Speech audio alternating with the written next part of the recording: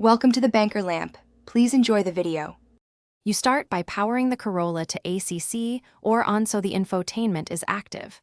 Once done, enable Bluetooth on your phone and clear any obsolete Toyota pairings to avoid conflicts. Now, on the Intune screen tap menu, then Setup, choose Bluetooth and select Add New Device. This begins discovery immediately. Make sure your phone is visible to nearby devices. You're setting the car to listen and the phone to broadcast. Those two actions initiate the wireless handshake required for pairing. You should now see Toyota Corolla or the head unit name on your phone's Bluetooth list. Tap it to connect.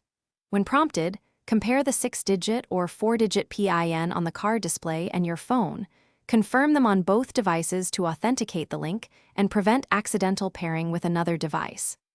Next, grant permissions for contacts and messages if you want hands-free calling and text notifications. Make sure to allow media/audio so music streams correctly. This ties the phone's profiles to the vehicle. You finish by verifying the audio profile is active. Play a song or make a call to confirm sound through the car speakers. If the connection fails, toggle Bluetooth off and on your phone, then try reconnecting. Make sure the phone's OS is up to date and within range.